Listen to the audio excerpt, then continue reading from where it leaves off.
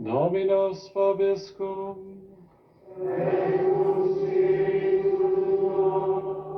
Lectio Sancti Evangelii secundum Johannem.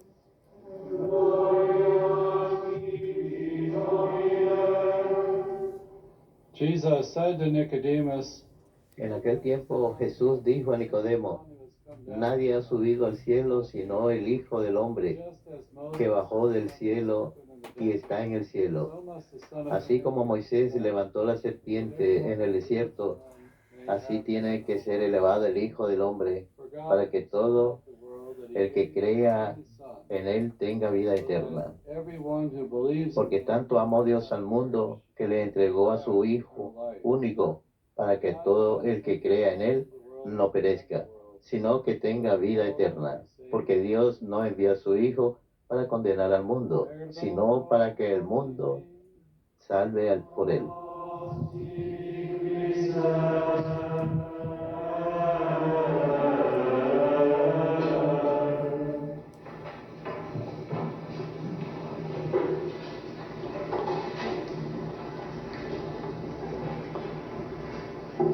Today we celebrate the feast of the exaltation. El día de hoy celebramos la fiesta de la exaltación de la Santa Cruz y tenemos hermosas lecturas acerca de la cruz, acerca de la vida que Dios nos ha dado a través de su Hijo. Escuchamos en el Evangelio de hoy que el Hijo del mundo tiene que ser levantado para que todo el que crea en Él tenga vida eterna. Porque tanto amó Dios al mundo que le entregó a su Hijo único para que todo el que crea en Él no perezca, sino que tenga vida eterna. Este amor que Dios tiene por nosotros, que Act of love was the greatest drama in any story that we retell in literature or our movies or media. This suffering love, this sacrificial love. este amor sufriente, este amor sacrificado, cuando nos entregamos por amor a otra persona, ese es el gran drama en la vida, en la batalla del bien contra el mal.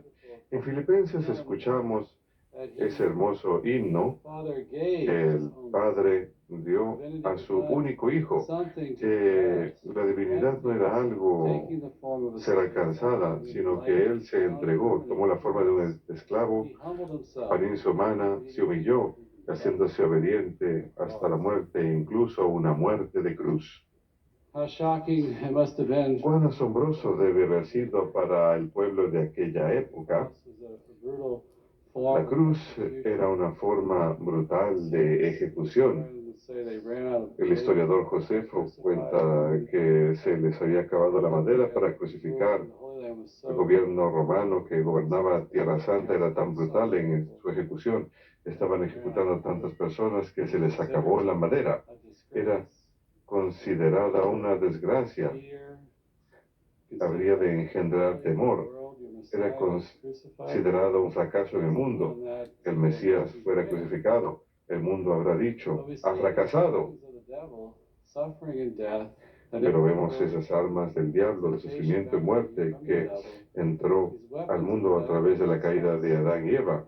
Estas armas del diablo, usadas por gobiernos totalitarios a lo largo de los siglos para obligar a las personas a cumplir su voluntad bajo amenaza de tortura o sufrimiento o algún tipo de penalidad.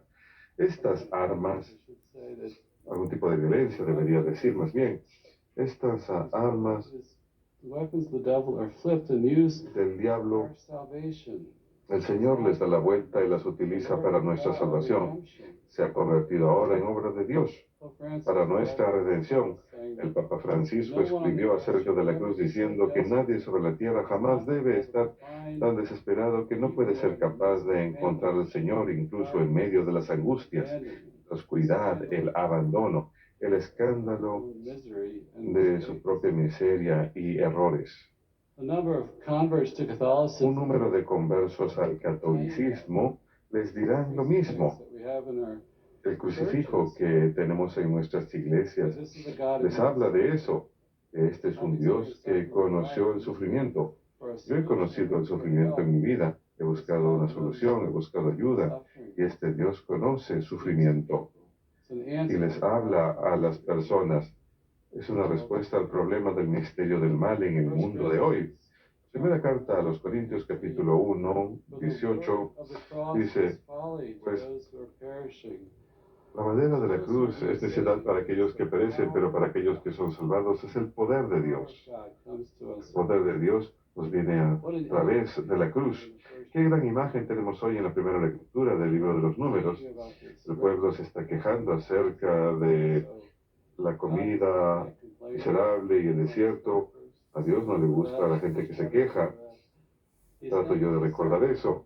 Y envía serpientes para que los muerdan y mueren, a menos que miren una serpiente de bronce que es puesta en un palo, una imagen de la muerte.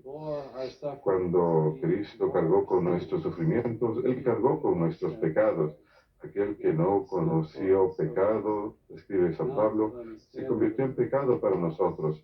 Él es puesto en el estandarte de la cruz. Y si tenemos fe y arrepentimiento, podemos tener ese poder de Dios en nuestras vidas. Presentamos nuestros pecados y sufrimientos ante la cruz y recibimos su poder, su sanación, su perdón. En breve, su vida está comunicando la vida divina a nosotros desde la cruz y que todos los pecadores. Saint Francis would say that San Francisco diría que nuestros pecados crucifican al Señor. Esto es sostenido por el magisterio de la Iglesia a lo largo de los siglos. Nosotros somos los autores de la pasión. Nuestra desobediencia, jardín del Edén, cuando comimos del árbol del conocimiento del bien y del mal, la muerte, el sufrimiento y la muerte entraron al mundo. Fuimos echados del jardín de manera que no comamos del árbol de la vida. Necesitábamos un redentor y ese redentor llegó a nosotros a través de la cruz. Y ahora los padres de la iglesia hablan de la cruz como ese nuevo árbol de vida. En el prefacio de hoy, que diré antes de la plegaria eucarística, dice, pues colocaste la salvación de la raza humana en el madero de la cruz, de manera que de donde surgió la muerte también surja la vida. La cruz es el árbol de la vida que Dios quería darnos en el jardín del Edén, pero ahora a través de Jesucristo y sus méritos, su obediencia, tenemos acceso a ese árbol de vida. María, al pie de la cruz, también está al pie de este árbol de la vida. Ella es la nueva Eva que nos trae el fruto del árbol de la vida, de la cruz. Ella es la mediadora de todas las gracias. Intercede por nosotros. Esa gracia pasa por su inmaculado corazón hacia nosotros. Todo esto concuerda con el plan de Dios. La oración colecta de hoy, la misa dice, hiciste que tu Hijo único sufra la cruz para salvar a la raza humana. Tenemos el siervo sufriente, los cantos del siervo sufriente de Isaías, siglos antes de Cristo, esa profecía del Mesías. Jesús mismo alude a estas secciones de Isaías 53, que Él vendría y daría su vida como rescate por muchos. En Cuaresma decimos, por sus llagas hemos sido sanados. Este misterio de la sustitución, a través de su sufrimiento, somos salvados. Primera carta de Pedro, capítulo 1, dice, fueron rescatados de sus caminos futiles a través de la preciosísima sangre de Cristo. Todo esto es aparte de cualquier mérito de nuestra parte. Romanos 5:8, cuando Dios muestra su amor por nosotros, y mientras que éramos pecadores, Cristo murió por nosotros. Mientras que éramos pecadores, Cristo murió por nosotros. Nosotros no nos hicimos buenos a nosotros mismos para merecer tal redentor. Estábamos muertos en el pecado. Es un obsequio, un don. El bautismo es un don que no podemos merecer. Son palabras tan sencillas. Por cuanto éramos pecadores, Dios hizo todo esto. A veces, cuando vamos a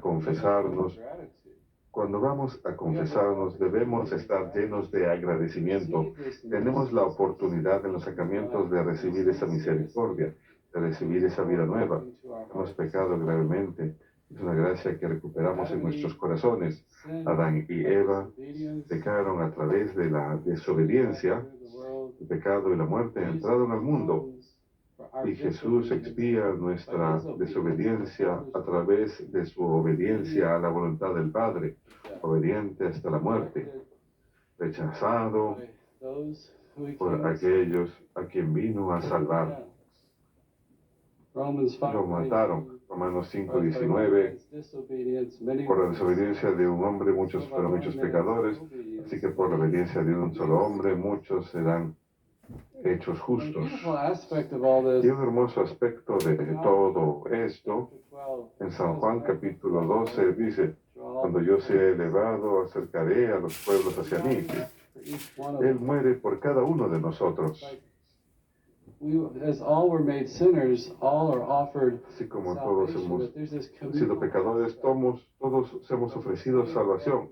Hay un aspecto comunal. El Vaticano II dice en su documento acerca de la Iglesia que no seremos salvados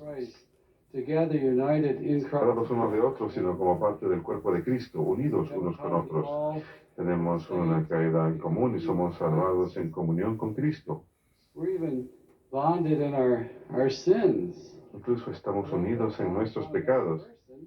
No podemos desdeñar a las demás personas porque también soy pecador. Puedo decir, yo también. Un hermoso canto protestante dice que al pie de la cruz el terreno es parejo. Todos estamos salvados por la sangre de Cristo. Estamos llamados a ser discípulos, a cargar nuestras cruces. El grano de trigo cae en la tierra y muere, y luego da fruto cuando muere.